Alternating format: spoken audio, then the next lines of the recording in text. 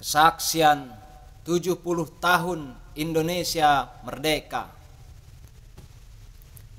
Aku bersaksi 70 tahun sudah negara Indonesia menjadi negara yang merdeka, tetapi rakyat Indonesia belum merdeka. Aku bersaksi adalah kenyataan bahwa rakyat Indonesia sejak zaman kolonial, rezim Orla, rezim Orba, dinasti reformasi, bahkan dinasti revolusi mental, rakyat Indonesia tidak pernah menjadi warga negara dengan hak yang penuh berpartisipasi dalam urusan kemasyarakatan, urusan negara, dan urusan pemerintah. Tengoklah kembali. Di zaman Orla, rakyat hanya menjadi masa revolusi dan masa partai, sementara kelaparan dan kematian mengintai. Di zaman Orba, dinasti Mataram berwajah baru, rakyat hanya menjadi masa pembangunan yang daya kreatifnya dibelenggu. Penataran-penataran penyeragaman pikiran digalakan, dan kejahatan pemerintah oleh tentara diberikan dukungan. Tentara melindungi kejahatan pemerintah yang oleh rakyat tak bisa terbantahkan. Tengoklah kembali, gerakan reformasi diadakan, rakyat dimanipulir membentuk barisan pemberontakan seolah akan ada gerakan perubahan. Kenyataannya, reformasi hanya memberangus pemerintahan Orba. Rakyat tetap tidak merdeka. Pemerintah hanya getol memperjuangkan posisi kedaulatan golongan mereka sendiri, bukan kedaulatan rakyat negeri ini. Mereka gede rasa, disangkanya suara mereka adalah suara rakyat, padahal hanya suara partai politik saja. Mereka tak ubahnya zaman Mataram, kolonial, Orla, dan Orba. Wajahnya saja yang baru. Rakyat tetap tak merdeka dan terbelenggu. Kini reformasi berwajah revolusi. Kemerdekaan tetap menjadi ilusi. Rakyat tetap tanpa hak azazi. Pemerintah hanya rajin mengubar janji tanpa bukti. Wajah-wajah baru yang arogan bermunculan, beradu kekuatan dan kecerdasan, sedang rakyat hanya menjadi bantalan dan sasaran.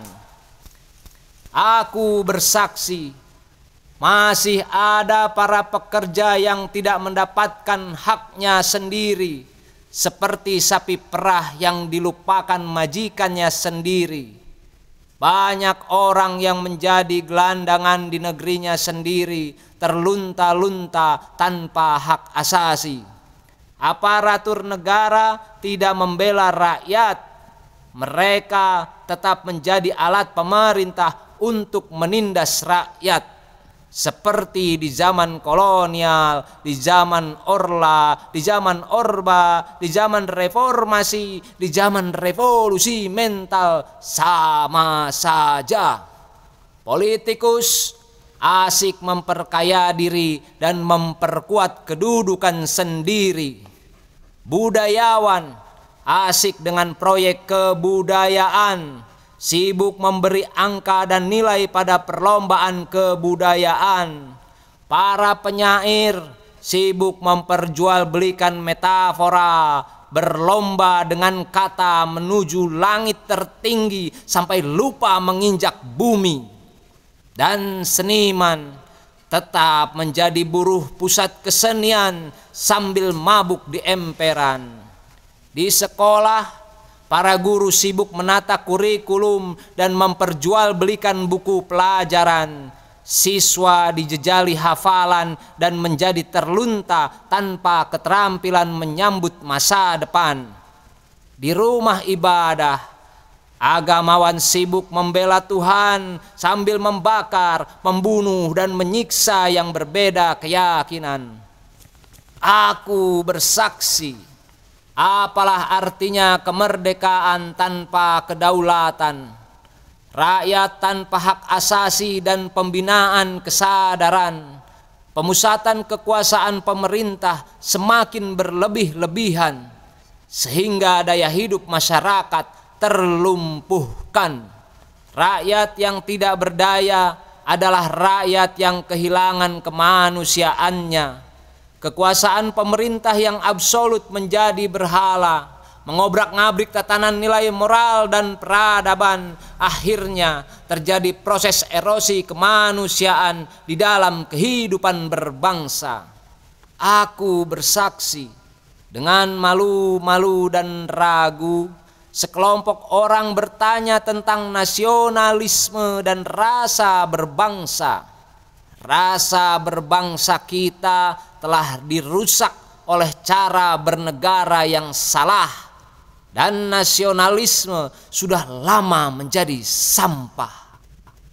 Bunga-bunga berguguran di pekarangan, mata nanar melihat kematian dan penindasan, pikiran dipenuhi jaring laba-laba kekuasaan. Apalah artinya kekuasaan? Apalah artinya kekayaan jika tak bisa menyelesaikan persoalan kemiskinan dan hanya memperbanyak gelandangan dan pelacuran?